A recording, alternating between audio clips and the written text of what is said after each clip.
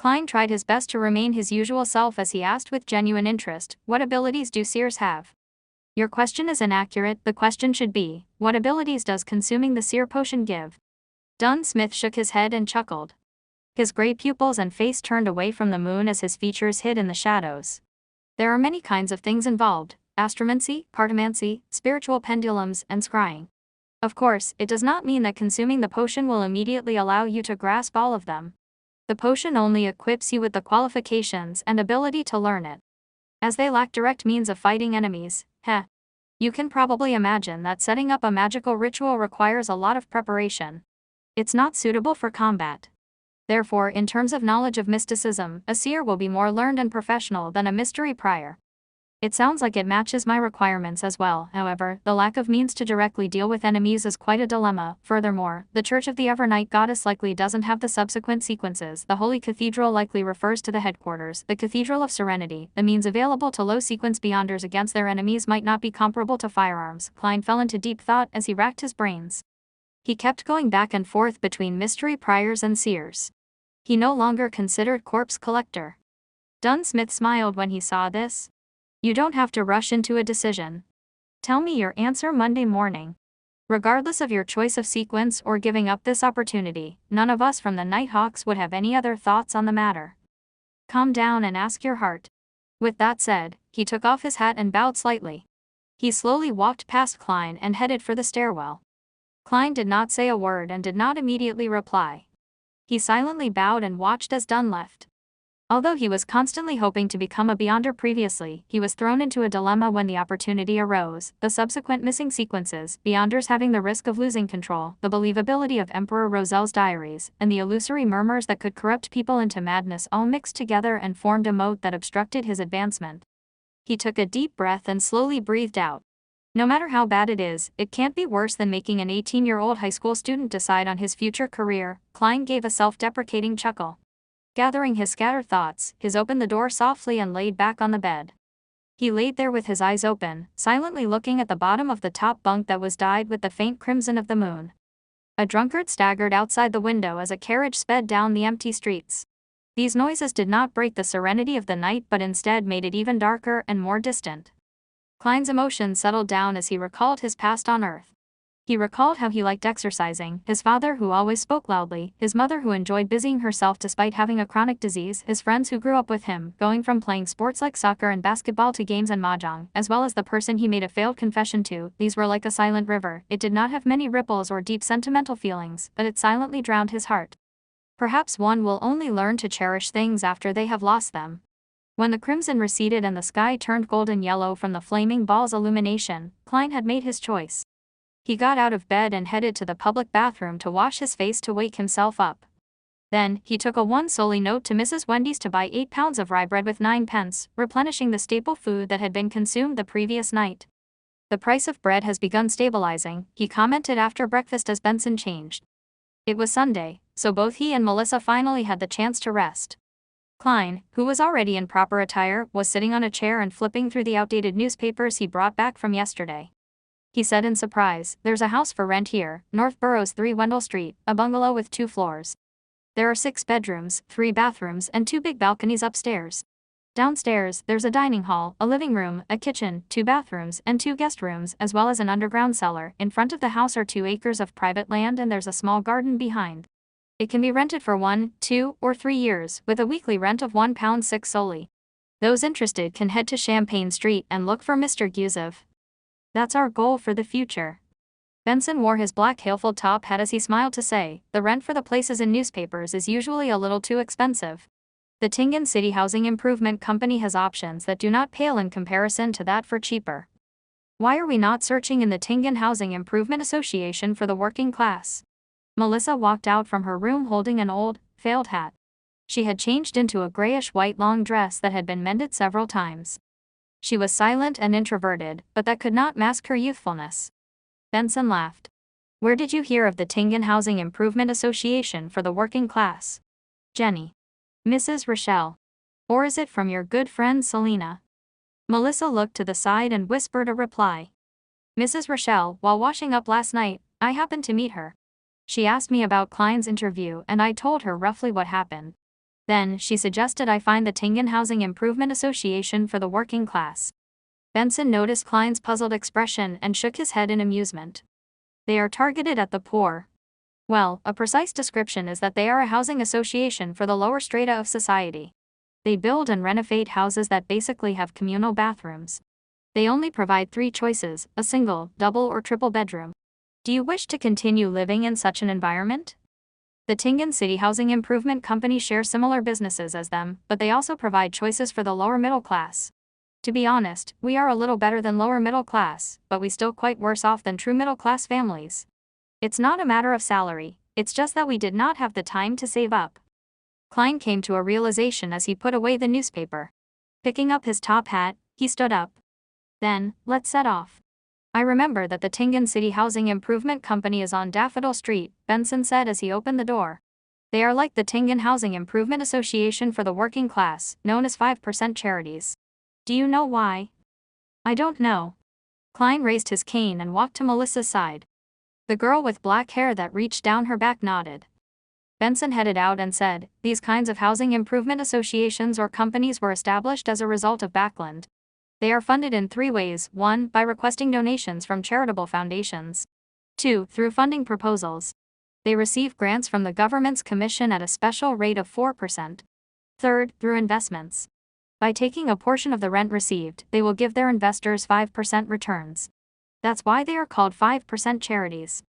The siblings went down the stairs and slowly walked toward Daffodil Street. They decided to confirm a place before talking to their present landlord, Mr. Frankie. They did not want to be in a situation where they were forced to move when had no place to stay. I heard from Selena that there are housing improvement companies that are purely run as charities. Melissa asked in thought. Benson chuckled. There are, such as the Deweyville Trust, which Sir Deweyville donated money to establish. He builds apartments targeted for the working class. He also provides dedicated estate management personnel while only charging rather low rent. However, the criteria for applying is very strict. It sounds like you aren't fond of the idea. Klein acutely sensed it as he asked with a smile. No, I respect Sir Deweyville a lot, but I'm certain he does not know what true poverty is. Staying in his apartment is like a priest giving hope. It's not very pragmatic. For instance, tenants have to receive the main vaccines and they have to take turns cleaning the bathroom. They are unable to sublease their apartments or use it for commercial activities. They aren't allowed to throw their rubbish wantonly and children are prevented from playing in the corridors. Goddess, does he wish to make everyone ladies and gentlemen? Benson answered in his usual tone. Klein creased his brows in doubt. Doesn't sound problematic. Those are all very reasonable criteria. Yeah. Melissa nodded in agreement. Benson cocked his head and looked at them before chuckling. Perhaps I have protected the both of you too well that you have not seen actual poverty. Do you think they would have the money for the main vaccines? The line for free charitable organization sets them back 3 months. Do you think their work is stable and not temporary? If they cannot sublet parts of their apartment to receive some extra income, are they to move out when they lose their jobs? Besides, many ladies mend clothes or make matchboxes at home to maintain their livelihood. Those are included as commercial activities. Are you going to chase them all out? Most of the poor use all their efforts to survive. Do you think they have the time to discipline their children and stop them from running along the corridors? Perhaps they can only be locked at home until they're old enough, then sending them to places that accept child labor when they are around 7 or 8 years old. Ben did not use many adjectives to describe the matter. It caused Klein to shudder a little. This was how people from low socioeconomic classes lived. Beside him, Melissa fell into silence. It took a long while before she said in an ethereal tone. Jenny no longer wished for me to visit her after she moved to the lower street. Let's hope her father gets back on his feet after that injury and finds a stable job. However, I have seen too many alcoholics use alcohol to numb themselves. Benson laughed with a somber tone. Klein was at a loss for words. Melissa seemed to be the same. As such, the siblings walked silently down Daffodil Street and found Tingan City Housing Improvement Company. The person who served them was a middle-aged man with an amiable smile. He did not wear a formal attire or a hat, but instead, wore a white shirt and black vest. You can call me Scarter. Might I know what kind of house you have in mind? When he caught a glance at Klein's silver inlaid cane, his smile widened. Klein looked at Benson, who was better with words, and gestured for him to answer. Benson directly answered, a terrace house. Scarter flipped through the files and documents in his hand before smiling. There are currently 5 that haven't been rented out. To be honest, we are geared more to serving customers, laborers and their children who have housing difficulties where 6, 8, or even 10 or 12 people squeeze into a house. There aren't many terrace houses. There's one at 2 Daffodil Street, one in the North Borough, one in the East Borough. The weekly rent goes from 12 to 16 solely. You can take a look at the detailed introductions here. He handed over a document to Benson, Klein, and Melissa. After reading through it, the siblings exchanged looks and pointed to the same spot on the piece of paper simultaneously. "Let's take a look at 2 Daffodil Street first," said Benson. Klein and Melissa nodded in response. This place was a district they were familiar with. 2, 4, and 6 Daffodil Street were terrace buildings with multifaceted hipped roofs. Their exteriors were painted grayish-blue, and 3 chimneys stood erected. The place obviously did not have lawns, gardens, or porches. The entrances directly faced the street. Tingan City Housing Improvement Company. Scarter took out a bunch of keys and while opening the door, introduced, "Our terrace houses do not have foyers, so you enter directly into the living room. There's an oriel window facing Daffodil Street, so there's pretty good lighting." Klein, Benson, and Melissa were greeted by a fabric sofa bathing in the golden rays of the sun and an area more spacious than their previous 2-bedroom apartment. This living room can be used as a guest hall. To its right is the dining room and on the left is a fireplace that will keep you warm in winter. Scarter pointed around with great familiarity. Klein looked around and confirmed that it was a crude, open-style concept. The dining room and the living room were not separated by any partitions, but they were also far from the oriel window, making those spots rather dim. There was a rectangular red wooden table surrounded by 6 hardwood chairs with soft cushions. The fireplace on the left wall looked exactly like the ones in foreign movies and TV series that Klein used to watch. Behind the dining area is the kitchen, but we do not provide any appliances. Opposite to the living room is a small guest room and a bathroom. Scarter walked around and described the remaining layout of the house. The bathroom was separated into 2 parts. The outer area was where one would wash their face and brush their teeth, while the inner area was the toilet. There was an accordion door that separated them. The guest room was described to be small, but it was as big as the room that Melissa currently stayed in. She was stunned at the sight. After looking around the first floor, Scarter brought the 3 siblings to the stairway next to the bathroom. Down below is the underground cellar. It is quite stuffy downstairs, so you must remember to let some fresh air in first before entering. Benson nodded casually and followed Scarter to the 2nd floor. On my left, there's a bathroom. On the same side, there are an additional 2 bedrooms. It's the same layout on my right, but the washroom on this side is next to the balcony. As he spoke, Scarter opened the bathroom door and stood sideways so that he would not obstruct Klein, Benson, and Melissa from looking in. The bathroom had an extra bathtub. Like the other bathroom, there was an accordion door next to the toilet. Although it was a little dusty, it wasn't dirty, smelly, or cramped. Melissa looked in a daze until Scarter walked to the bedroom next to it. Only then did she stop looking and follow the rest slowly. She took another few steps before looking back. Klein, who was experienced in life, was delighted and excited as well. Even though their landlord often supervised their cleaning up of the bathroom, it still was not clean enough. It was often nauseating, let alone the fact that they would easily encounter a line when they needed to relieve their urgencies. The other bathroom was similar. One of the 4 bedrooms was slightly bigger and was furnished with a bookcase. The rest were about the same size as each other and had a bed, table, and wardrobe. The balcony is very tiny, so you won't be able to dry too many clothes in the sun at a time. Scarter stood at the end of the corridor and pointed to a spot with a door and lock. There is a complete underground drainage, gas piping, meter, and other facilities. It is very suitable for you gentlemen and a lady like yourselves. It only requires 13 solely of rent and 5 pence for use of the furniture weekly. In addition, there is a deposit that amounts to 4 weeks of rent. Without waiting for Benson to say a word, Klein looked around and asked curiously, roughly how much would it cost to buy the house? As a transmigrator from the Foodaholic Empire, the desire to buy property still existed within him. Upon hearing that question, Benson and Melissa were shocked. They looked at Klein as though they were seeing a monster. Scarter replied calmly and firmly, "Buy. No, we do not sell property. We only provide rental properties. I'm just trying to have a general sense of the prices," Klein explained awkwardly. Scarter hesitated for a few seconds before saying, "Last month, the owner of 11 Daffodil Street sold a limited-period land deed with a similar property sitting atop the land. £300 for 15 years.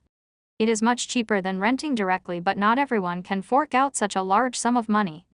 If one would like to buy it over completely, the owner's posted price £850.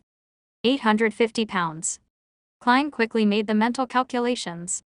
My weekly pay is £3, Benson means £1 and 10 solely, rent is 13 solely, and if we eat well every day, we would spend nearly £2 a week. On top of that, there are expenses such as clothes, transportation, social expenditures, so on and so forth. We can only save less than 20 solely a week. 1 year adds up to about £35. £850 would require more than 20 years. Even if we bought the land for a limited period of time for £300, it would take us at least 8 or 9 years. That doesn't include getting married, living independently, raising children, traveling, and so on. In a world without individual housing loans, most people are likely to opt for rental. Realizing this, he stepped back and stole a glance at Benson. He beckoned him to talk to Scarter about the rent. As for Melissa's intentions, they were obvious from her bright eyes. At that moment, Klein suddenly thought of letting Benson loose. Benson tapped his plain cane and looked around before he said, "We should take a look at other houses. The dining area's lighting isn't good, and the balcony is very small.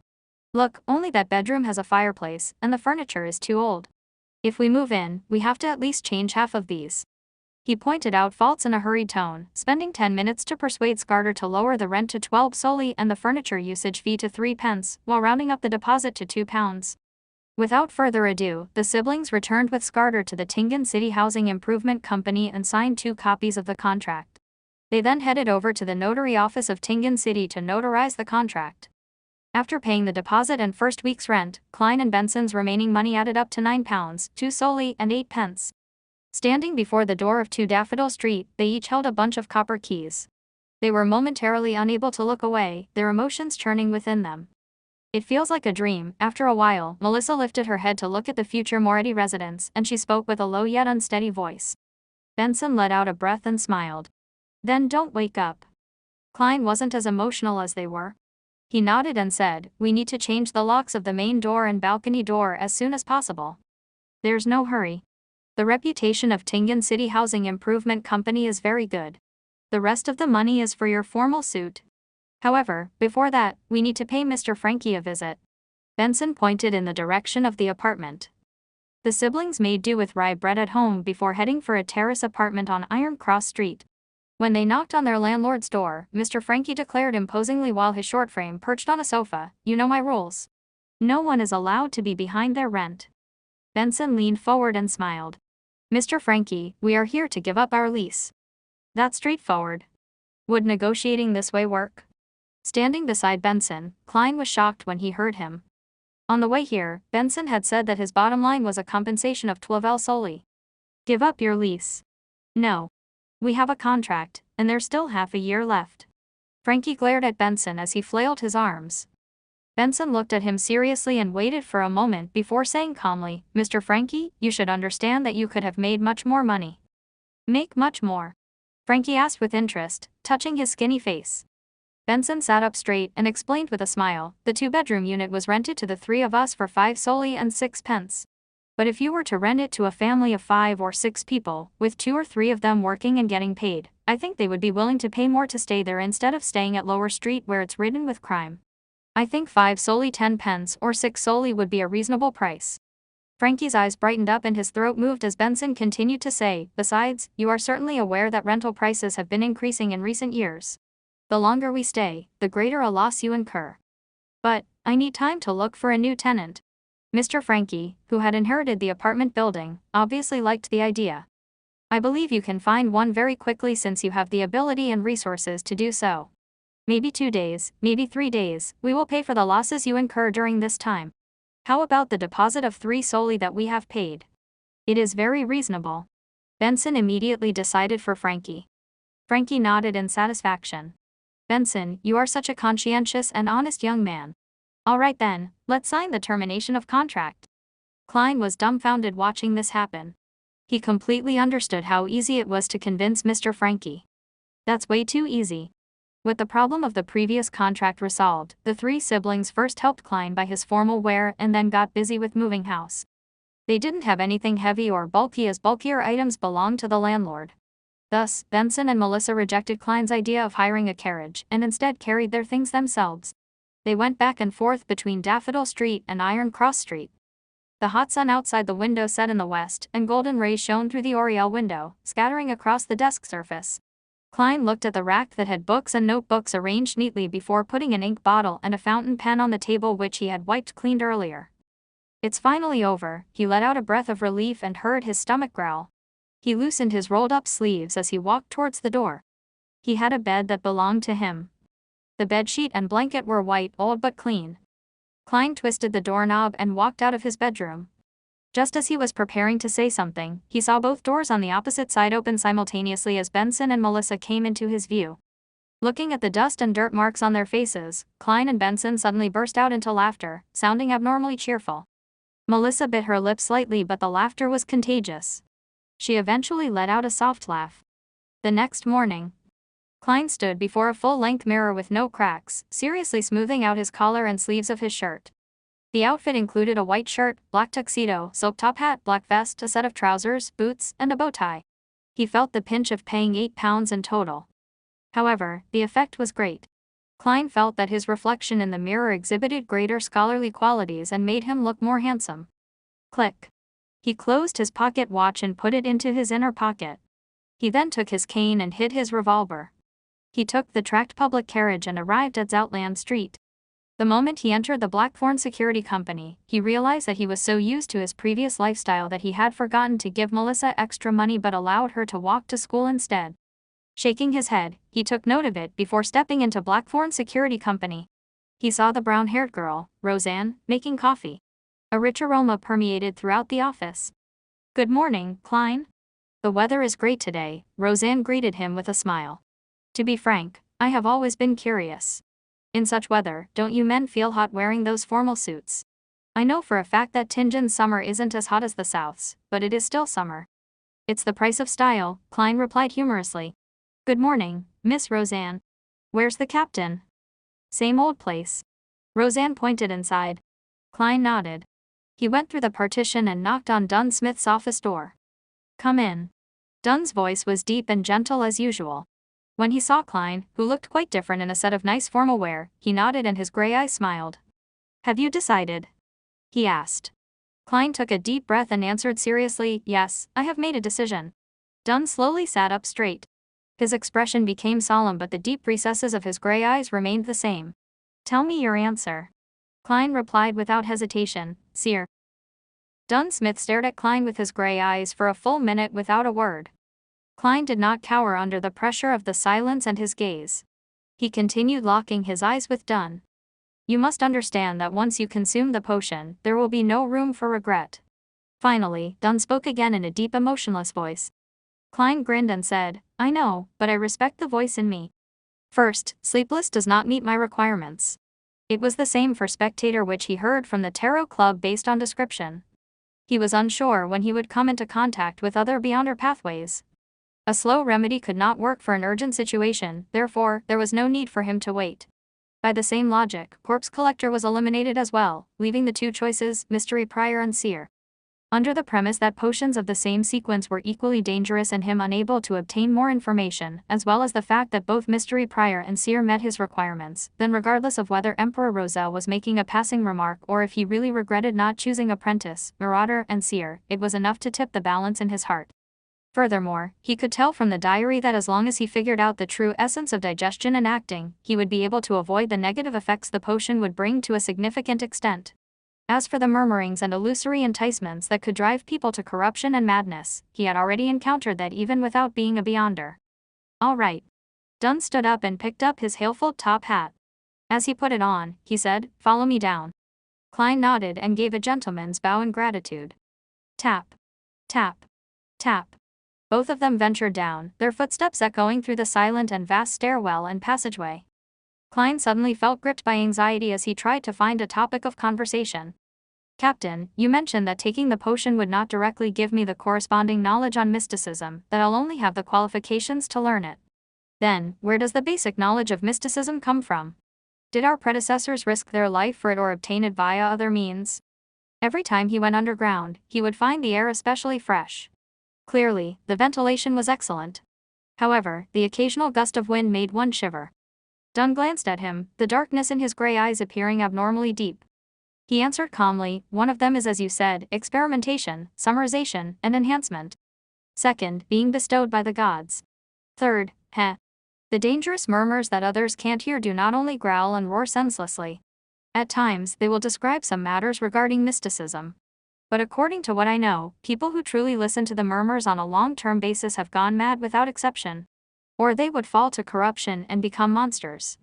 Of course, we must thank them. The notebooks they've left behind are precious treasures in the field of mysticism. Human lab rats. The underground passage's cold humidity made Klein shudder suddenly. Then, would my luck enhancement ritual, which turned into social network magic, eventually lead to similar effects due to the crazy and horrible murmurs? At the intersection, Dunn did not proceed toward Chanis Gate, nor did he turn to the weapons, materials and archives. Instead, he took Klein to the left and approached St. Selena Cathedral. Midway, he stopped. It was unclear what he touched to open a secret door. This is our Nighthawk team's alchemy room. I will get old Neil to retrieve the seer potion formula and the corresponding materials from inside Chanis Gate. You have pretty good luck. The goddess has blessed you with her favor. We should still have the materials needed for 2 seer potions. If not, you would have to wait a long while. Dunn pointed at the room behind the door. Wait in here. Later, watch old Neil concoct the potion. It's the most basic part of mysticism studies. Oh, do not randomly touch things in there. They are either very dangerous, expensive, or both. With that said, Dunn added like before. Oh right, I forgot something again. Your becoming a Beyonder is a result of you having to face danger and the need to find the notebook. The meritorious deed was only a part of it, therefore, you will not be a member of our team for the time being. You will still be a civilian staff member with a corresponding salary. You will still do what I instructed you to do previously. One additional thing is to learn more about mysticism with old Neil. You can arrange the time with him. All right. Other than feeling a little disgruntled by the lack of a pay rise, Klein was in full agreement with the rest. According to Dunn, there was still the process of learning and grasping one's newfound powers after consuming the potion. If he were to become a formal member immediately and participate in paranormal missions, his death was certain. Dunn turned around and walked 2 steps towards the intersection when he suddenly turned back. Another thing. I knew it, Klein was already used to the style of his captain. We got something out of the Secret Order's actions, said Dunn with his usual expression. It's unlikely they will provoke you in the near future, but don't be careless. It has to do with them being temporarily unable to confirm whether the Antigonus family's notebook is important to them. From what we discovered, they have preserved some of the ancient customs, and we can confirm that they are related to the Solomon Empire and the corrupted nobles of that period. Got it. Thanks, Captain, said Klein as he exhaled. This was also one of the reasons why he did not wish to wait, grasping the chance of becoming a Beyonder in such a hurry. As he watched Dunn leave and confirmed that he would not turn his head to say more, Klein slowly walked into the alchemy room. The room had long tables. There were test tubes, pipettes, scales and crucibles. It resembled a chemistry laboratory from his previous life. It was just more Spartan and ancient. Other than that, there was a huge cauldron, a dark wood ladle, a translucent crystal ball, and other items. The dark sacred emblem and other strange emblems were visible everywhere. They gave the room a tint of mystery. Klein looked around with interest, but he was not stupid enough to touch the things. After a while, he heard footsteps. Old Neil carried a tiny silver chest with complicated patterns. He was still wearing his unique classic black robe that seemed anachronistic, matched with a felt hat with a rounded edge of the same color. Lad, I never expected you to choose seer. Old Neil put down the chest and used his somewhat turbid red eyes size up Klein. Your personality is just like mine when I was young. You just don't want to follow the masses. Not bad. Light these few gas lamps and close the door. All right. Klein tried hard not to tremble as he lit each gas lamp in the alchemy room. He made dim light rule over the place once again. Tack. Tack. Tack. The secret door was closed. He turned back to see the white-haired and deep-wrinkled old Neil using a bunch of strange tied tree branches to scrub the black cauldron. The concoction of a sequence potion is extremely simple, at least for sequence 7 and below. There's no need for a special flame or any additional ritual, much less an incantation. There's no need for one to participate in it spiritually. All one needs to do is go according to the formula steps, add the precise amounts, and mix it. That will be all. Old Neil's wrinkles seemed to bloom from his smile. For real? Klein questioned in surprise. This sounds as simple as my luck enhancement ritual. Man, it's quite frightening when you come to think of it. Perhaps it's a gift of the gods. Praise the lady. Old Neil drew a haphazard circle over his chest. Following that, he opened the Silevler chest and pulled out goatskin parchment that exuded antiquity. The yellowish-brown goatskin unfurled inch by inch, revealing words on it. Klein looked from a distance and realized it was in Hermes, a language he was very familiar with. It was written in ink that resembled blood, seeming to still having its fluidity intact. But other than that, it did not seem extraordinary in any way. Sear, 100 milliliters of pure water, 13 drops of night vanilla liquids, 7 gold mint leaves. Klein silently recited the formula's content, but the rest of it was blocked by Old Neil's wrist, preventing him from reading it. Pure water is water that is repeatedly distilled. Thankfully, I made some previously, so there's no need to waste time on it. While Old Neil gave the introduction, he took a large sealed glass bottle from the table with great familiarity. He took off the stopper and poured about 100 milliliters of pure water into the cauldron without much thought. Klein did not dare ask, afraid he would affect Old Neil's concoction. After all, he was the one drinking the potion. 13 drops of night vanilla juices. This can be extracted and stored as an essential oil ahead of time. Old Neil took out a tiny brown bottle from the Silevler chest and with a pipette and dripped 13 drops into the cauldron in a relaxed manner. A faint but easing fragrance emanated, making Klein feel an abnormal sense of peace. 7 gold mint leaves. Old Neil picked up a Silevler pattern can and removed its lid. With his bare hands, he picked up a few leaves and scattered it into the cauldron. He caught a whiff of a fresh and stimulating scent. 4, 5, 6, 7. Perfect. Old Neil chuckled and looked at the potion formula on the goatskin. 3 drops of poison hemlock. This isn't something you should drink randomly. It can cause your entire body to numb to the point of death. In ancient times, it proved to be the best option for committing suicide. It's not like I'm silly, Klein lampooned. Old Neil changed pipettes and dripped the poison hemlock into the cauldron. The mixture caused a strange smell that freshened one's mind. 9 grams of dragon bloodgrass powder. Old Neil took his time to reach his hand into the Silevler chest and pulled out a transparent test tube. There was some deep black powder inside. He used a beaker and a scale to measure 9 grams of powder and poured it into the cauldron. He then stirred the mixture twice with the dark wood ladle.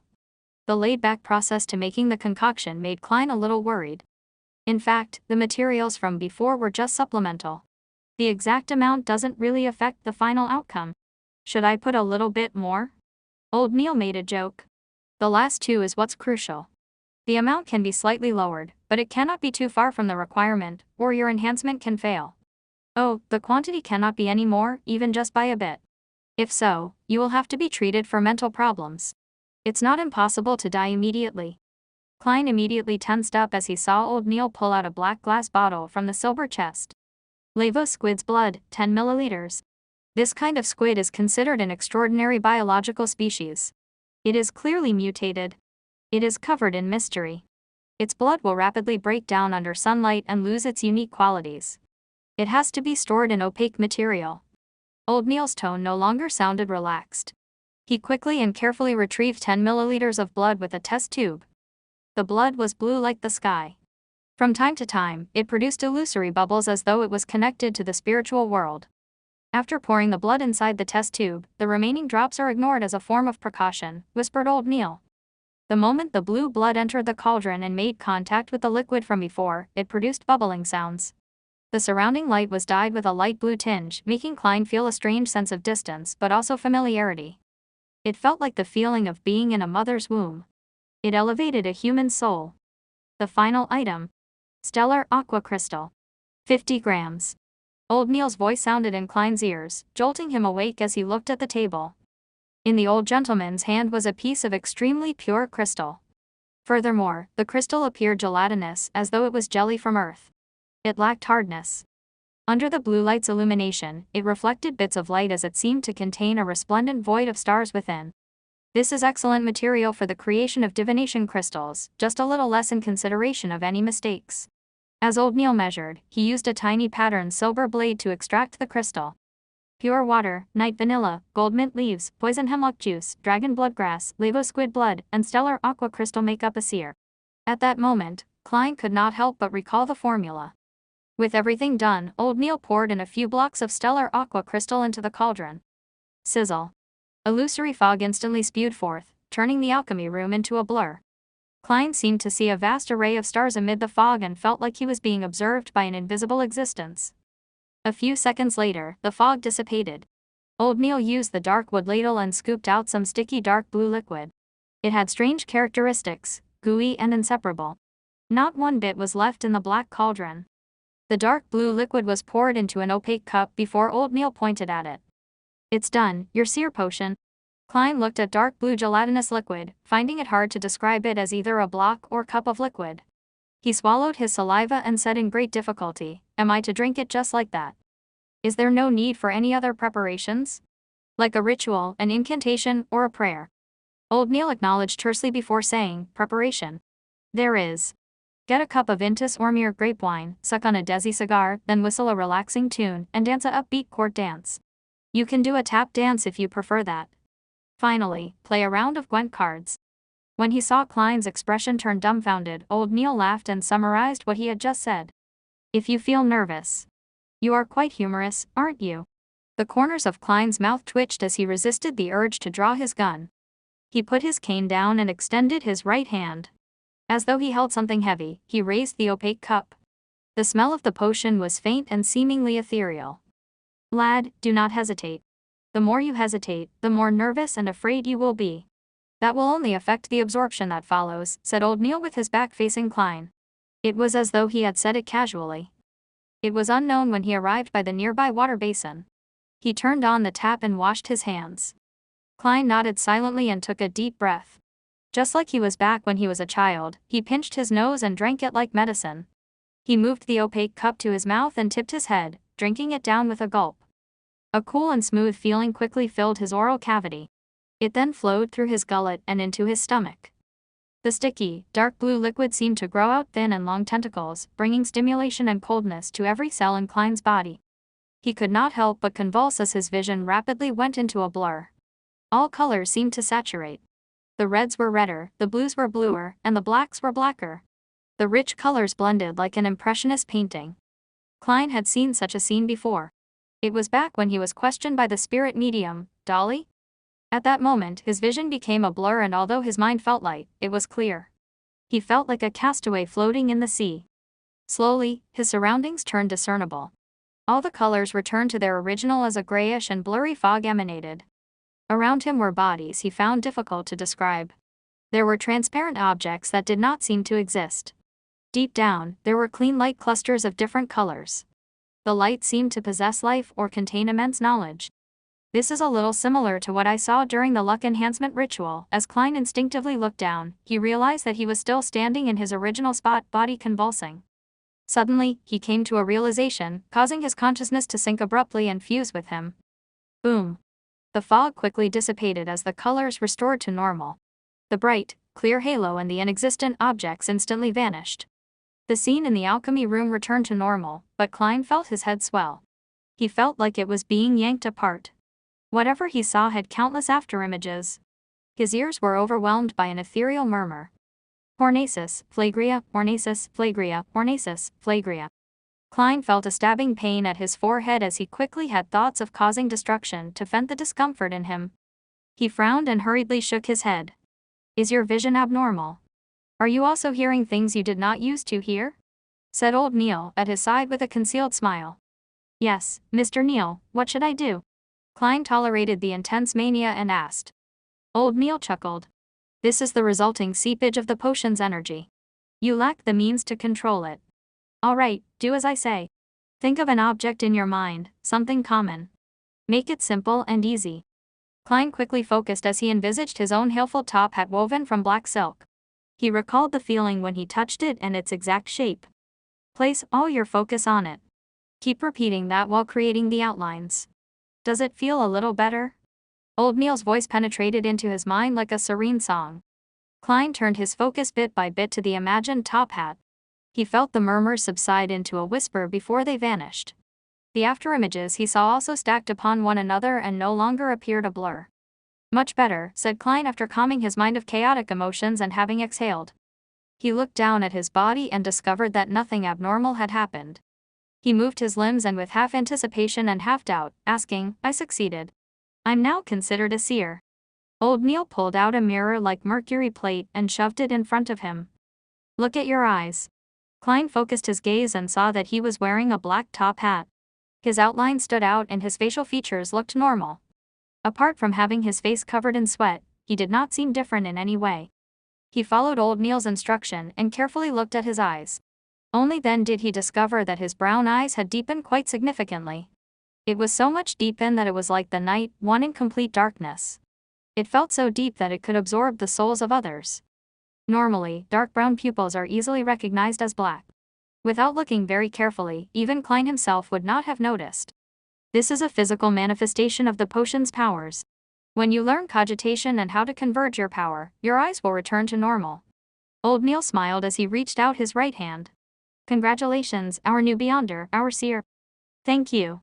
Klein reached out his hand and shook it. Mr. Neil, when can I learn how to cogitate? You can learn it now.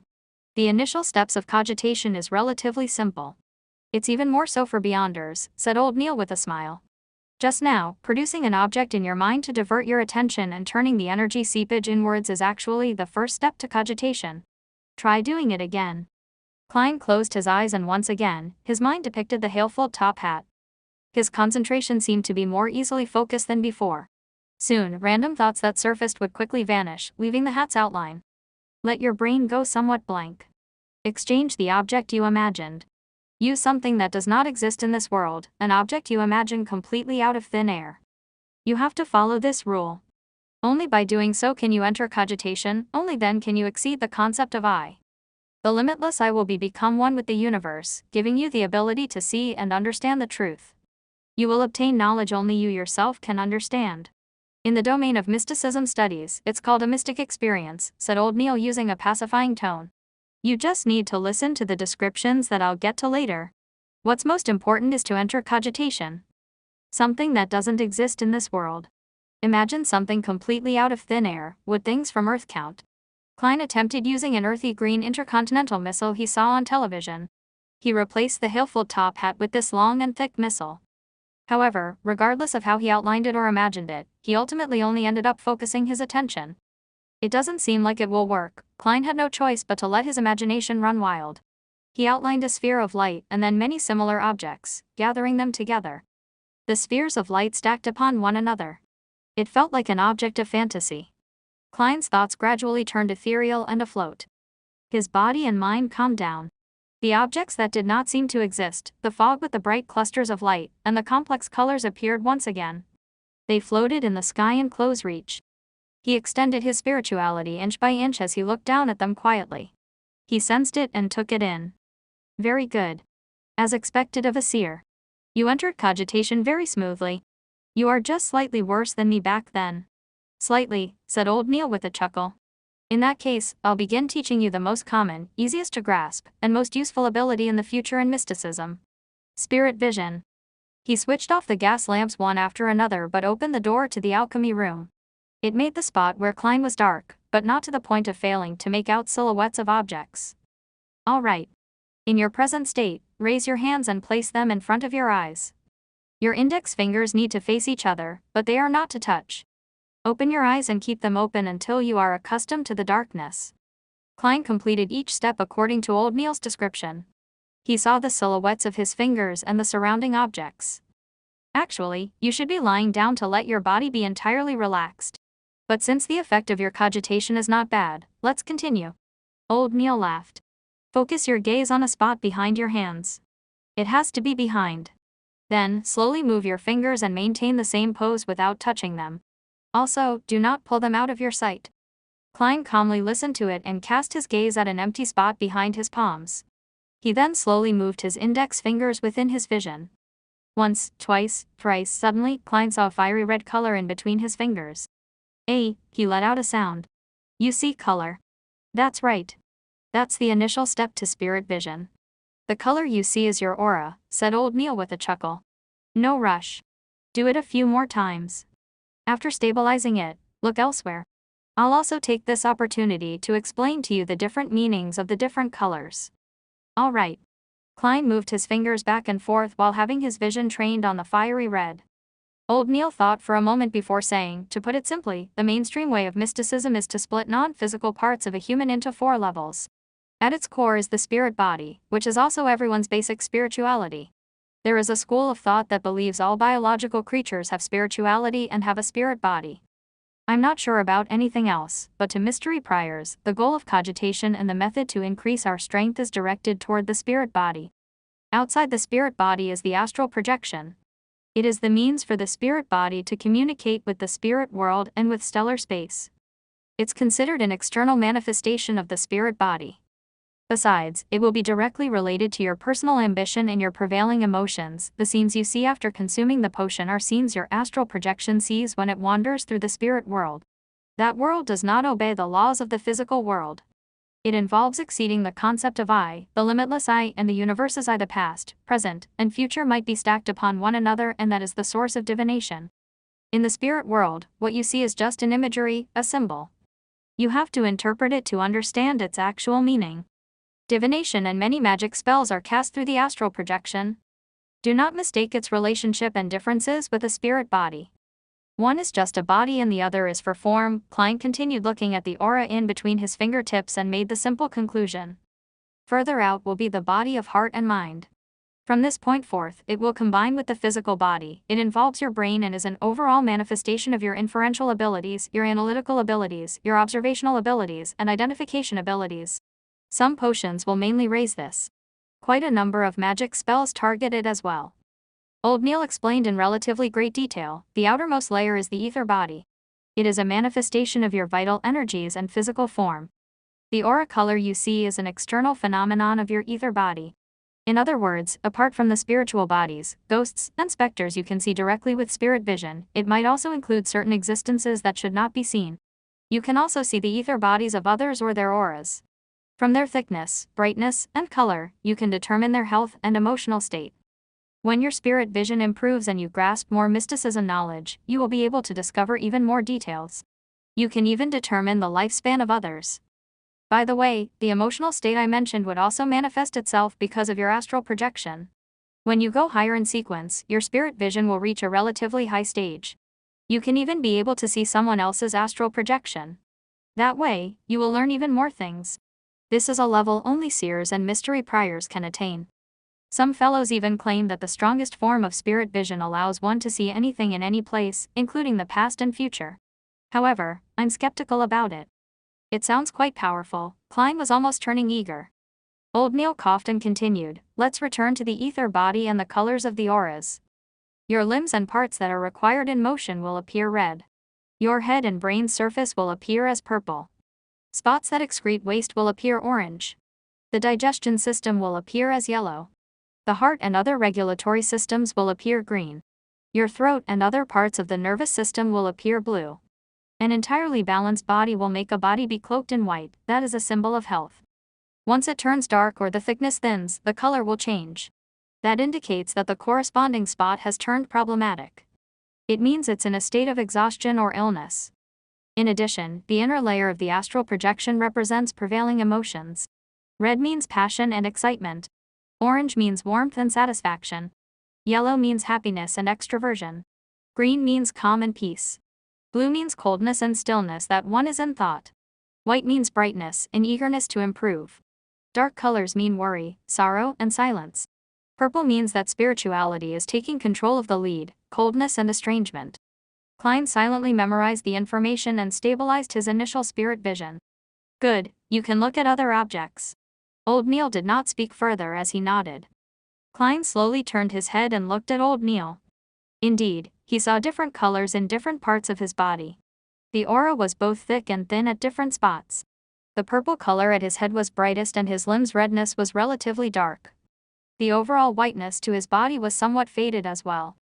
Indeed, he's getting on in age, Klein made a silent comment to himself. Only with what he saw did he feel that he had become a beyonder. I am now a beyonder. He shifted his gaze and carefully sized up Old Neil when suddenly he saw a translucent pair of cold and ruthless eyes without any brows in the void behind him. This nearly illusory eyes were staring at Old Neil intently, as well as him. This, Klein shuddered as he gaped and said, you have a pair of eyes behind you. Old Neil was taken aback before he forced a smile. Ignore them. The moment old Neil finished his sentence, the illusory pair of eyes that lurked in the darkness behind him vanished. Even in his spirit vision state, Klein was no longer able to identify traces of its existence. This is a characteristic of ritualistic magic, explained old Neil with a chuckle. Fascinating. Is spirit vision an enhanced version of yin-yang eyes? Klein felt like a child who had received a new toy. In excitement, he turned his gaze away and began observing every corner of the room. He wanted to see the differences of the alchemy room with and without the spirit vision. The outlines of the objects in the dark, such as the tables, test tubes, scales, cups, and cupboards, did not look different from how it looked like without spirit vision. They did not emit any lights or colors. Objects without lives do not have any spirituality. Klein mumbled to himself as he swept his gaze toward the Silevler chest. Suddenly, he saw a vibrancy of colors. The colors were as blue as the sky, as resplendent as the stars, or as crimson red as burning flames. Materials from extraordinary beings still have some life in them, and are still active. Even if the source is already dead. Klein deliberated on his words as he sought old Neil's help. A precise description is that they have remnant spiritualities. It is one of the crucial points of a successful potion concoction. It is also one of the reasons why a Beyonder will lose control. Dunn should have already informed you, explained old Neil frankly. He suddenly laughed, having recalled something. I remember that the formula of Corpse Collector requires a desiccated mature black-spotted frog. To consume that potion requires a lot of courage. Klein imagined a little and found it disgusting. He did not echo old Neil's words and turned his gaze to a dark area. However, there were no spiritual bodies or ghosts that he looked forward to seeing. Isn't it said that the world of spirits is everywhere? He asked out of curiosity. Old Neil chuckled tersely before saying, Punk, repeat after me. This is the headquarters of a Nighthawk squad. This is the ground beneath the church of the Evernight goddess. There are many Beyonders in here. Do you think we will allow spirits and souls to wander around in here? Furthermore, the spiritual world and spirit are two different concepts. Klein felt a little embarrassed as he turned his head, pretending to look at the faint light from the gas lamps at the entrance. I get it. While speaking, the area between his brows began to spasm. What's happening? Just as Klein turned around to ask, he suddenly saw a figure standing quietly by the door at the periphery of the light. It appeared human, though its aura's colors and the darkness blended perfectly, making it impossible to discern. Hiss. Klein felt a painful spasm at his glabella. His vision turned chaotic as he focused his attention again, but there was no formless figure. Strange, he turned around and asked. Mr. Neil, the spot in between my brows is a little painful from spasms. Haha, this is very common. You are a new Beyonder. Spirit vision places a great burden on your spirit body. Furthermore, it drains you constantly. Physical effects can be glabella spasms, headaches, oversensitivity, and minor bouts of hallucinations. And while viewing things with spirit vision, it's very easy to feel uncomfortable as a result of the unfamiliar surroundings. It's also very easy to have your emotions affected by others. These are things that require you to pay attention. You can become accustomed to and eliminate them with repeated practice. In addition, use it sparingly and end it in a timely fashion, answered old Neil with a smile. Why does it feel like you are delighted by this? Klein hurriedly asked for advice. Then, how do I exit from the state of having spirit vision? He had planned on mentioning the invisible figure he had seen, though when he heard of the minor bouts of hallucination among the symptoms, he struck that thought away. From the glabella spasm and headache, he could completely guess old Neil's answer. Like before, think of an item to divert your attention. It will bring you out of cogitation. Close your eyes and control your spirituality and repeatedly tell it to end. When you open your eyes again, you will discover that your spirit vision has ended. Old Neil described leisurely, and when he was done, added, of course, that is the most trivial and clumsy method. We can repeatedly hint to ourselves in cogitation from practice to affect our spirituality. That way, you will have a simple switch.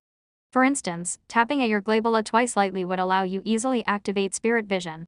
Another 2 taps will simply end it. As for how you set it up, it depends on your habits and preferences. Got it.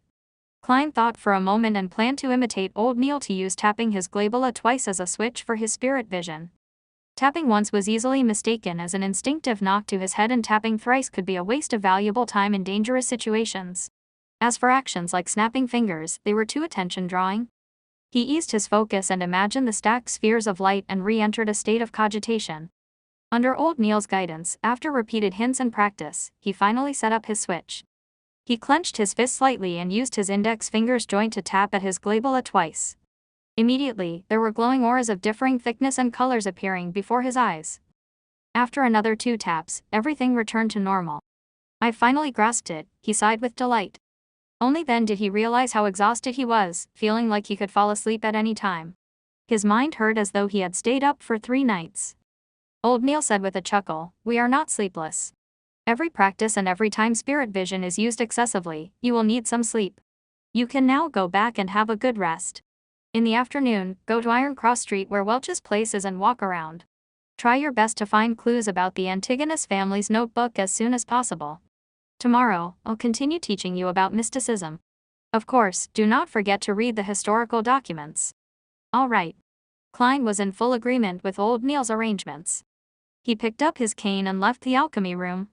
He watched the door close as old Neil returned to the armory. Klein massaged his glabella and temples and with the help of his cane, sauntered up the stairwell. At that moment, Dunn Smith came from behind him with the corners of his lips hooked. With a deep gaze, he said, "I heard from old Neil that you are a very suitable candidate. Even without cogitation, you are able to use spirit vision." "Perhaps it's a unique trait of being a seer," replied Klein humbly. He guessed that Dunn had been watching the armory for old Neil. Dunn slowed down and went ahead of Klein a little. After a few seconds of silence, he turned around and said, "You have to remember that curiosity killed the cat. It can also kill beyonders. Do not attempt to probe the murmurings you should not be listening or see existences you should not see." All right. Klein knew this was another reminder of how beyonders lost control. After entering Blackthorn Security Company, he greeted Roseanne, who obviously did not know that he had become a beyonder. He slowly walked out the door and reached the streets where he took a trackless carriage to Daffodil Street. He nearly fell asleep on his return journey. It was still in the morning and the temperature was about 26 degrees Celsius. Klein pulled out a copper key from his waistband and opened the door to his home. There were still many items missing from his home.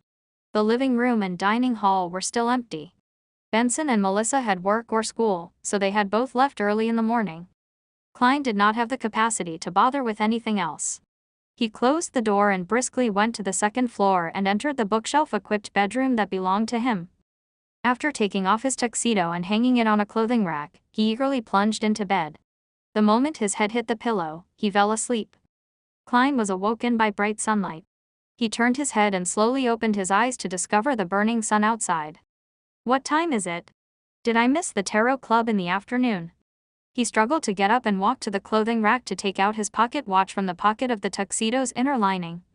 Not only had he forgotten about the matter, he had forgotten to close the door to his bedroom and pulled the curtains to the oriel window. Pa. Klein pulled out the pocket watch and immediately felt relieved when he opened it. It was only slightly past noon. There was still a lot of time until the scheduled gathering at 3 in the afternoon. It was Monday, the day he would have a gathering with the Hanged Man and Justice. Klein went into thought as he tapped his glabella twice. The scene before him changed once again as he saw that his body had restored to a bright luster. He tapped twice again and stopped his spirit vision. Relaxed, he went to the first floor and boiled a kettle of water.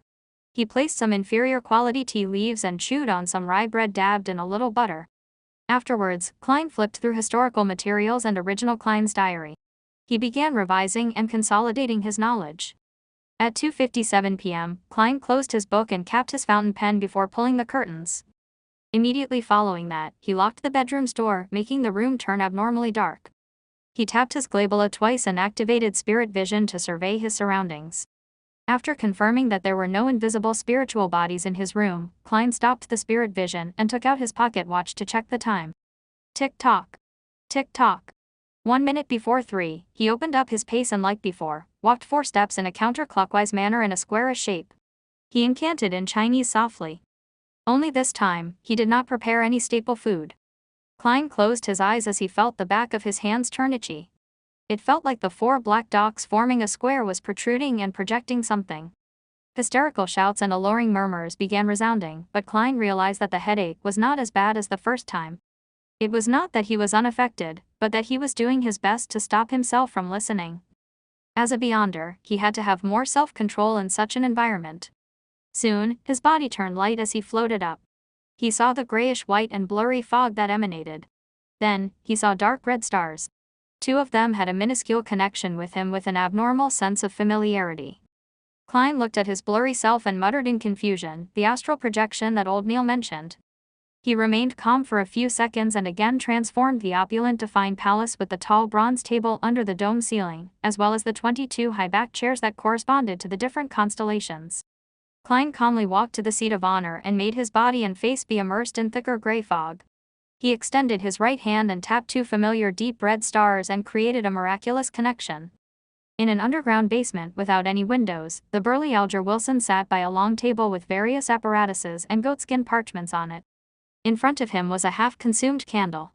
The dim, yellowish flames flickering made the shadows of the objects and table move like a mirage. Alger's hair was disheveled like seaweed with a deep blue color that resembled black. He wore a robe with lightning patterns embroidered on it. He clasped his hands with his thumbs facing each other while he focused on a bottle of black liquid to the left of the candle. Whoosh, whoosh, whoosh, splash, splash, splash. The sound of tempestuous winds or the crashing of the sea waves howled from inside the sealed bottle. And in spots where the black ink did not sink, a faint fog would swirl. It was as though it grew eyes and a mouth. Alger cocked his head to glance at the clock hanging on the wall and watched the needle strike 3. He pressed down on his temple as his eyes turned dark.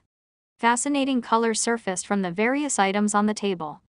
At that moment, he discovered a deep red light appear like a tidal wave from nowhere, drowning him instantly. Backland, Empress Borough, inside the Hall family's luxurious mansion. After dismissing her dance teacher, Audrey locked the door and sat straight up in front of her dressing table. The sun outside was bright and gorgeous. There was a light brown notebook made of exquisite goat skin. It was flipped open to reveal that it was blank. To its right was a fountain pen with a golden tip and embedded rubies. Audrey did a test and made sure that she could pick up the fountain pen and write down the formula the moment she left the gathering. "I'm so looking forward to it," she inhaled to repress her excited emotions as she looked at the mirror with puckered lips. However, she did not see it reflect herself. Instead, a dark red and illusory beam burst out from her body. Above the gray fog stood a majestic Define hall that looked like a giant's residence. Dark red colors bloomed on both sides of the bronze table. They surged upwards like a fountain before pattering down. It carved two blurry figures who sat in the same spots as before. Audrey, with her soft blonde hair and tall, slim build, instinctively looked towards the seat of honor. She saw the figure immersed in thick gray fog sitting back. One hand was flat, touching the table side while the other hand was stroking his chin. "Good afternoon, Mr. Fool," Audrey shouted with a cheery voice. Following that, she turned her head and looked at the person opposite her. With the same tone, she said, "Good afternoon, Mr. Hanged Man. This lady sure is unsophisticated. Is she so sure that I'm a good person? Why isn't there any fear from her? Is she a noble lady who has been protected well?" Klein smiled and maintained his unfathomable image. "Good afternoon, Miss Justice." As he spoke, he lowered his head slightly and moved his left hand and tapped his glabella twice. What he saw changed instantly. He saw Justice and the Hanged Man emit the colors of their aura. And the surrounding gray fog and dark red stars remained the same. Nothing that seemingly did not exist or lustrous brilliances that possessed life was seen. He shifted his gaze and saw that Justice's aura perfectly matched the colors old Neil described. What was supposed to be red, purple, blue, or white were their respective colors. Furthermore, they maintained a lustrous brilliance and were of appropriate thickness. It was easy to tell that she was a vibrant young girl. The colors of her emotions are red and yellow. That's joy, zeal, and excitement, Klein made a judgment before casting his attention towards the Hanged Man. Like Justice, there was nothing special about the colors of the Hanged Man's aura. His emotions were blue mixed in with some orange. Calm, thoughtful, careful, and a little pleased. With this being his first attempt, Klein made a conclusion without much confidence. Just as he shifted his gaze away, he suddenly realized something strange. The aura of the Hanged Man's innermost layer was nearly of the same color. Klein focused his mind and took another careful look. He could faintly see that deep within the Hanged Man's ether body was a deep blue, akin to the sea. It felt like a tidal storm. His astral projection. Or should I say the surface of his astral projection. From the looks of it, he's really a beyonder, and one that's apparently stronger than old Neil. Klein analyzed as his mind was filled with questions. Not necessary. It might have to do with this being a unique environment. It's only because this is my home ground that I'm able to see these things that old Neil did not manifest. He turned his head toward Justice again and confirmed that it was a characteristic only Beyonders possessed. At that moment, Alger also completed his greetings. Audrey drew a light gasp as she asked in anticipation, "Mr. Hanged Man, did you receive the box of ghost shark blood?" Alger took a look at Klein and saw him tapping his glabella as though he was considering other matters. "Thank you very much. It perfectly met my expectations. I never expected you to send it to me so quickly." "The ghost shark blood is not the typical extraordinary creature," said Alger frankly. Audrey smiled humbly and said, "I'm very happy to see this outcome." As she loved anything to do with mystery from a young age, she had befriended those in aristocratic circles with similar interests. They have exchanged information, books, and rare artifacts among each other. But before this, none of them had ever obtained any supernatural power to become a real Beyonder. Instead, there were a few princes that hinted that they could gift them what they wanted if they became their princess consort. However, she had obtained the ghost shark blood directly from her family's vault. After all, the inventory only states one big bottle, without mentioning how many milliliters or how full it had to be. She believed that pouring a little bit of it would go unnoticed. Even if there was an accident and the matter was exposed, her parents were unlikely to pursue the matter. Alger looked deeply at the fool who was enveloped in fog before turning his head back with a smile. "According to our agreement, I will tell you the formula to the potion, spectator. Let me prepare myself." "All right, begin." Audrey inhaled as she focused her full attention. "Low-sequence potions are very easy to concoct over, just follow the order that I provide you. Do remember that there can be smaller quantities of the ingredients but not more. It would cause major problems. You should have heard about news of Beyonders losing control. I believe there's no need for me to repeat it." Alger first mentioned things to take note of. Audrey nodded gently and said, "I understand completely." While she spoke, she turned her head to look at Mr. Fool. She wished to know if the mystery expert had anything to add. Unfortunately, the fool was sitting silently there like a statue. Alger thought for a moment before saying, "Having smaller quantities does not mean it should deviate by too much. If you do not have an assistant, I suggest you spend some time familiarizing yourself with chemistry experiment." "I have a family tutor for such matters," answered Audrey without feeling the burden. After Alger mentioned the furthest extent of the deviation, he recited with great fluency, "Spectator. Sequence 9 potion. 80 milliliters of pure water. 5 drops of autumn crocus essence. 13 grams of cow teeth piano powder. 7 petals of elf flowers. A matured man-hail fish's eyeball. Add 35 milliliters of goat horn black fish blood." The final 2 items are the main ingredients. They are extraordinary creatures from the sea.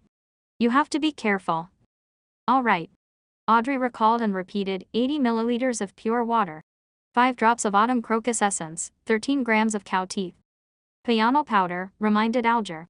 With his help, Audrey gradually and precisely memorized the formula's order. However, she appeared worried as she mumbled it again and again. "Do you know about cogitation?" When Alger saw Justice nod, he continued, "I do not know how much you know about cogitation.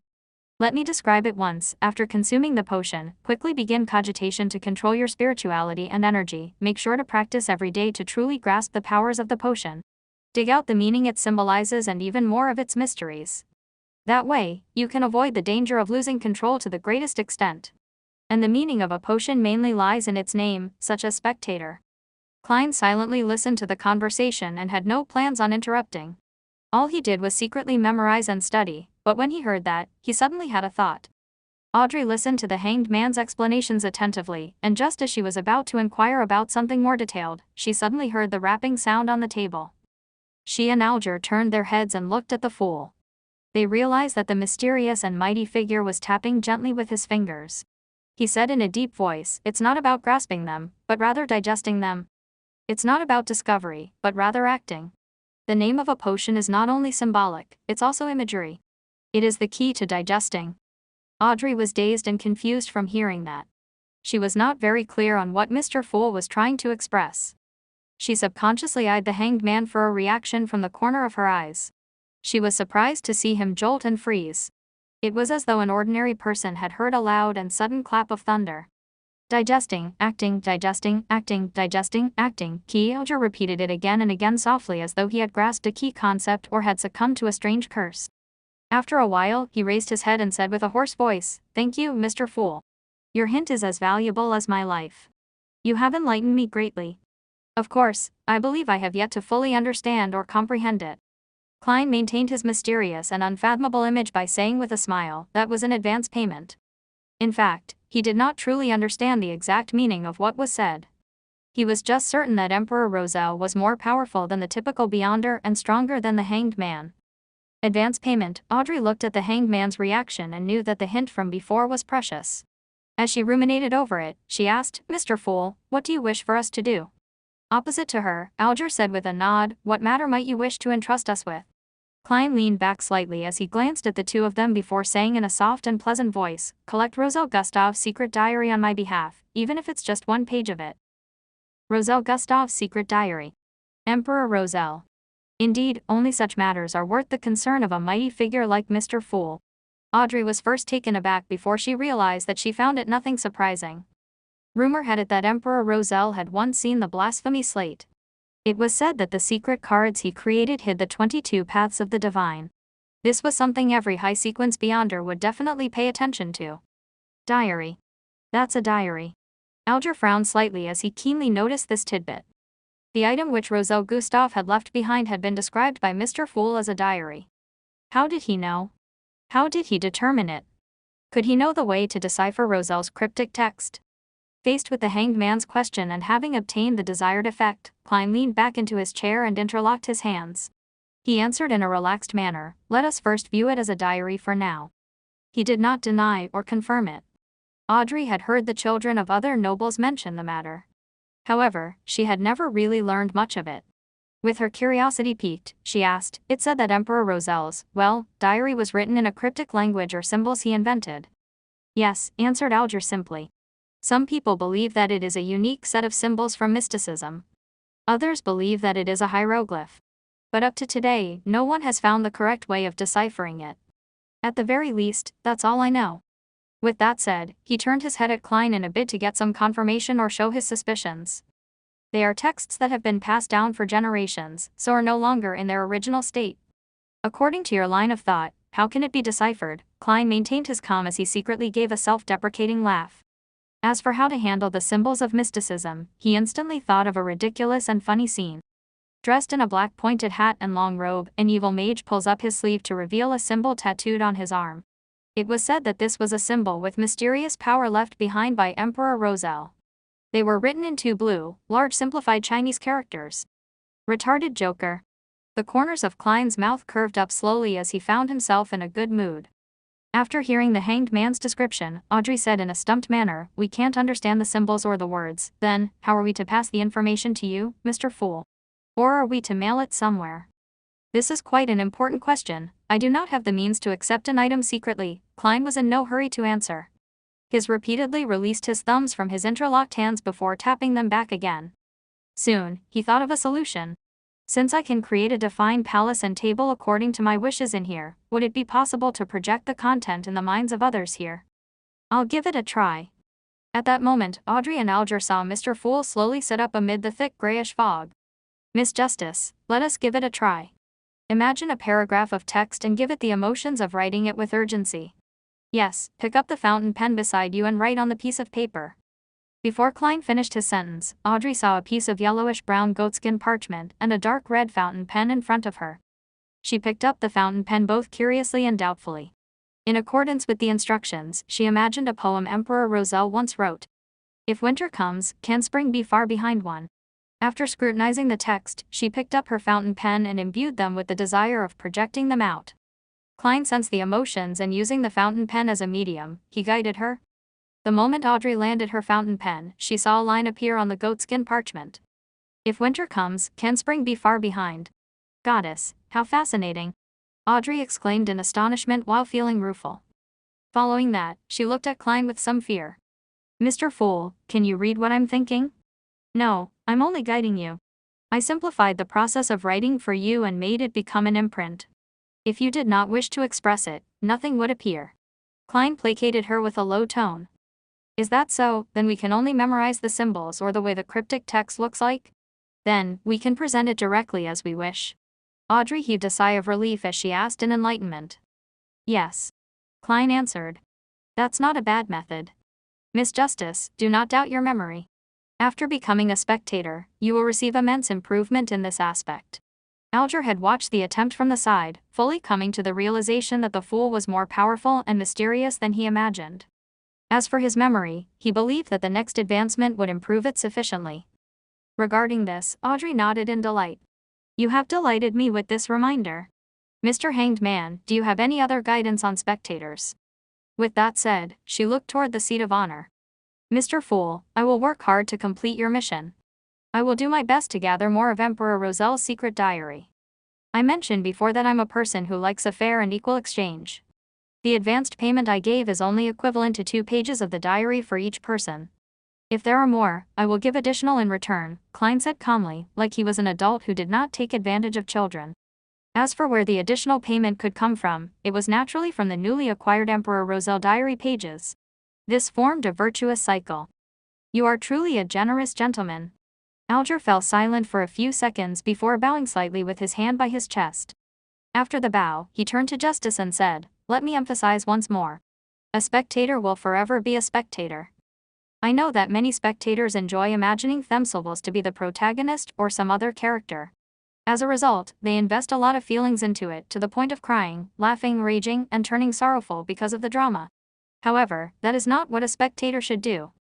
While faced with the various dramas of society and figures who knowingly or unknowingly act the role of particular characters, you have to maintain the attitude of being an absolute bystander.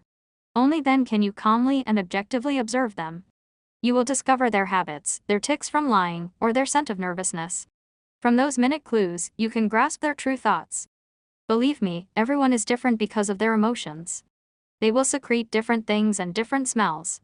However, only a real spectator can sniff it out. Once you invest too many of your emotions, your observation will be influenced.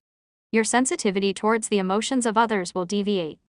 Audrey listened attentively as her eyes brightened gradually. It sounds really interesting. Klein's heart stirred when he heard that.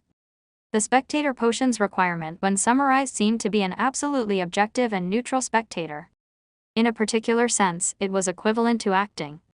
Acting? Was this the acting which Emperor Rosel was referring to? Then, I will have to act as a seer, and from there, digest the potion bit by bit. Just as Klein was immersing himself in thought, Alger finished explaining the demands he knew of a spectator. He sighed before saying, "It seems like there's nothing else. Perhaps we can have a casual chat. We can talk about things happening around us. Perhaps it is something very normal to you, but in the ears of others, it might be a very important clue." "Sure." Klein snapped back and nodded slightly. He was already planning to attempt to act as a seer.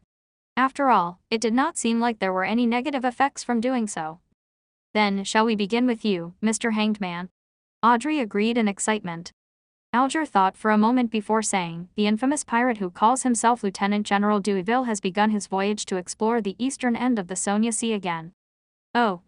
The owner of the Black Tulip?" returned Audrey with a question after some thought. "Yes," Alger replied with a nod. "I don't even know who that is." Klein listened silently while he pondered over the news he planned on sharing.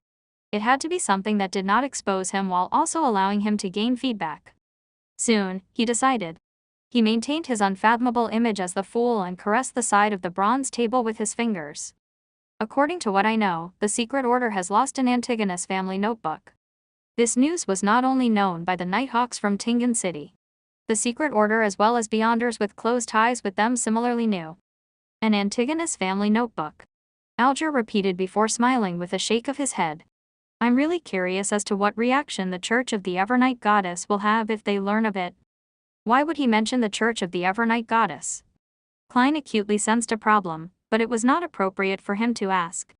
That would shatter his image as the mysterious and profound fool. At that moment, Audrey asked out of curiosity, "Why are you curious? What sort of special reaction would the goddess's church have?" Alger smiled and said, "The Antigonus family was destroyed by the Church of the Evernight Goddess. I'm not really sure if it happened at the end of the fourth epoch or the early stages of the present epoch." This, Klein's pupils constricted as a chill suddenly swept through him. "From the looks of it, the value the Nighthawks have placed on this Antigonus notebook far exceeds my imagination. The reason why they nominated me as a Beyonder, having some contribution and to prevent danger to me are likely negligible reasons, is that they wish for me to raise my spiritual sensitivity to aid them in finding the notebook. This was not kept from me by Captain. He had mentioned it, but I just didn't pay much attention to it. After hearing the hanged man's explanation, Audrey said with deep interest, I never imagined that such a thing would happen. All right, my turn. Let me think of what I have to share. She cocked her head and held her head up with her hand before chuckling. Yesterday, my etiquette teacher taught me how to faint elegantly without any faux pas. It's a practical skill used at social events to avoid awkward situations or nasty guys, heh. I was just organizing my thoughts. What I really wanted to say is that ever since the failure of the battle on Balam's eastern shore, the king, premier, and gentlemen are under immense stress. They eagerly wish to change. While Audrey recalled the conversation between her father and elder brother about the situation, she put in her own words, they believe that the government structure is too chaotic. Every election, if there is a change of the ruling party, there will be a change of personnel from top to bottom. It makes things a mess and lowers efficiency tremendously. Not only does it cause the battle loss, it also brings great inconvenience to the civilians. Klein knew very well that as there was no example to reference, the Lowen Kingdom had yet to evolve into a system that examined public servants. The political situation was still in its preliminary stages, therefore after every election victory, many so-called positions would be awarded to members and supporters. Emperor Roselle not establishing such an institution in Intis does not match his personality. Could it be that he diverted his focus to other things later in life? When the hanged man Alger heard that, he interjected with a soft chuckle. They believe. Then their beliefs are a little slow. Perhaps they will only feel the itch a year after they get bitten by black mosquitoes. Black mosquitoes were a type of creature that resided in the south of the Lowen Kingdom. It was extremely venomous, and its venom made victims have the urge to rip apart their skin. Audrey extended her palm and covered her mouth. Ignoring the hanged man's mockery, she expressed the core information of what she said. Unfortunately, they are temporarily unable to find a good solution to replace this system. Klein listened carefully and felt that the topic was in the domain of his expertise. He smiled faintly and said, this is a simple problem. The Foodaholic Empire and the decadent countries that studied the Foodaholic Empire had very advanced experiences of success. Simple. Audrey returned with a question in puzzlement. Although her education did not include politics, she often heard from the discussions of her father, brother, and people around her. She had a sufficient understanding of similar matters. Klein felt as though he had returned to the message boards of yesteryear. Composed, he said, an examination, just like an entrance examination for college. Hold an exam that is open to the public. It can be split into 2 rounds or 3 rounds. Use the most objective method to select the elite. But Audrey knew what sort of objection this would entail. Before she had the chance to arrange her thoughts, Klein continued, after which, use these elites to fill the positions of the cabinet, the county government, the city government, and the various towns. Yes, the positions that are directly handling matters, such as the secretary of the cabinet. Different positions should be given different requirements. The second or third rounds can be tested based on locale and region. Professional matters should be left to the professionals. As for political positions such as ministers, governors or mayors, they will be left to the parties that win the election. That is a slice of the pie they deserve. Alger, who lacked interest in such matters, unknowingly turned his head and listened carefully. Audrey frowned slightly as she fell into deep thought. There's no hurry in replacing everyone at once. The cabinet and various agencies in the civil service will be crippled if that happens. You can have an examination every year or every 3 years. They can be gradually replaced. Finally, in light of the kingdom's expansion and the salaried civil servants' resignations that will bring in vacancies, you can systematically allot spots. Klein fully expressed his talent as a keyboard politician. He then faced his palm outwards and said, such a design can bring the kingdom's insightful elites into the government. Regardless of the party in power or who the minister is, the civil service will allow the kingdom to maintain its basic and effective operations. Of course, a side effect was the birth of the undying devil that was bureaucracy. While considering the suggestion, Audrey asked doubtfully, are you implying that even if those ministers become monkeys, the effects would be insignificant? No, Alger interjected suddenly. I believe that monkeys are a better choice than the present ministers.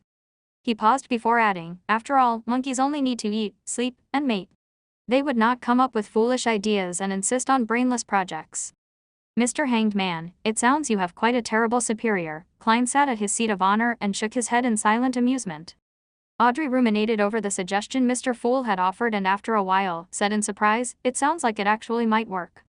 It's a very simple but effective solution. She looked at Klein and sincerely marveled, Mr. Fool, you must be an elderly person with outstanding intelligence who is very experienced in life. The corners of Klein's mouth twitched a little as he looked at the hanged man and Justice for a few silent seconds. Let us end today's gathering here. If Miss Justice is able to influence her family and effect change on this matter, I can guide Benson ahead of time and give him a chance at becoming a civil servant. On careful thought, Benson was indeed suitable for such a career. However, it is unlikely Justice would take the initiative to do it. This is because the hanged man and I can easily find out which noble suggested it and basically guess her identity. Of course, she could do it through a roundabout manner secretly. By your will. Audrey and Alger stood up together. Klein leaned back slightly and severed the connection. He saw Justice and the hanged man's illusory and blurry figures instantly shatter and dissipate. Above the gray fog, in the opulent palace where God seemingly lived, he was the only one sitting silently at the head of the bronze table. Klein did not plunge into the gray fog like the other time to leave. This was because his mind was still energetic enough after becoming a Beyonder. The reason why he had ended the Tarot Club early was because he learned the true attitude the Nighthawks had towards the Antigonus notebook. He decided that he had to search for it seriously and not sleep all the way. Doing so would make Dunsmith suspicious of his activities at home. Furthermore, he had benefited quite a lot this time. Klein sat on the high-backed chair at the head of the bronze table. His arms leaned on the armrest as he crossed his fingers while he observed the boundless gray fog carefully. He found the place serene as though no one had stepped into it for 10 million years. When he established the connection to summon the hanged man and Justice, he acutely noticed something. That was the fact that as a Beyonder himself, he had the ability to touch another dark red star. Does this mean I can summon one more? Klein recalled the feeling and muttered in confirmation. However, he did not have the urge to make an attempt since he did not know what the identity of the newcomer would be or what sort of attitude they would have. After all, not everyone was like Justice or the hanged man, who had unique personalities that easily blended in and took whatever they needed. They even seemed willing to conceal matters. If he pulled someone like Dunsmith, then the mysterious organization he had just established would instantly come under the watch of the church. As an evil organization's boss, his future would be worrying. Klein knew that the gray fog was special. He knew it was not something a Beyonder at Dunsmith's sequence could see through. But the problem was that since he had the powers of a Beyonder, he had to consider the existence of the gods. Klein had chosen to carefully believe that the 7 orthodox gods existed in reality. Of course, he was more tenable to the belief that these gods were just more powerful than high-sequence Beyonders. Furthermore, they were under strict limitations. At the very least, ever since the 5th epoch, apart from a few oracles, they have not appeared again. Forcefully pulling people here isn't a good thing. No one would wish to be pulled into mystery for some baffling reason. Let's wait and see how things go in the future. Klein sighed and stood up. He released his spirituality and sensed his body's existence. Then, he began imitating the heavy feeling of rapidly plunging down. The scenes in front of him changed. The gray fog and dark red instantly departed him. Klein felt like he had torn through endless water membranes before ultimately seeing the real world, his room in darkness. This time, he was fully awake and seriously took in the entire experience. Strange, there are some differences between the gray fog and the spirit world. Klein moved his limbs and felt the existence of his body. After he seriously thought through the experience, he shook his head, walked to the desk and pulled open the curtains. Whoosh! The curtains were drawn as sunlight poured in, illuminating the room. As he looked at the street outside the oriel window and the pedestrians going back and forth, Klein took a deep breath and muttered silently, "It's time to go out and work.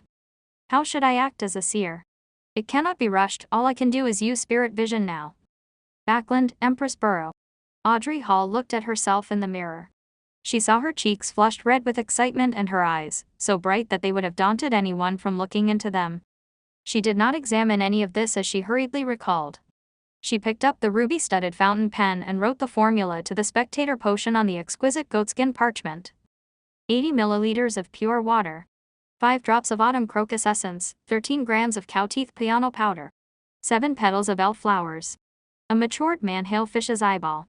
35 milliliters of goat horn blackfish blood. Phew, Audrey heaved a sigh of relief as she read it a few times to confirm that she had not made any mistakes. She had the urge to dance again, but reminded herself to remain restrained. After some thought, she began writing various chemical names around the potion's formula. She then faked the page into complicated and messy chemistry. Yes, as long as one doesn't read it carefully, a person who flips through this randomly will not discover the details I have hidden in here. Excellent. Audrey praised herself and turned her mind towards the acquirement of the materials. I'll first search the few vaults we have. I'll then attempt to exchange for the missing parts with others. If I still can't gather them all, I can only seek help from the hanged man or the fool. What can I offer as payment? After some thought, Audrey closed the notebook and placed it on a tiny bookshelf. Following that, she briskly walked to the door and pulled it open. A golden retriever was sitting obediently outside. The corners of Audrey's mouth curled as she revealed a radiant smile. Susie, you completed the mission perfectly. In the serialized stories on the newspapers, detectives would often have a capable assistant. I think there should be a huge dog supporting a real spectator.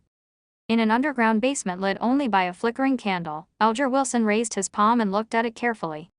After a long while, he let out a sigh. It's still that miraculous. I was unable to figure out any specific details at all. Despite having made sufficient preparations, he failed to understand how the fool had completed the summoning. He moved his gaze down and looked at the goatskin parchment on the table in front of him. At the title head of the yellowish-brown parchment, there was a Hermes sentence written in dark blue ink. 7. Seafarer. Like and subscribe.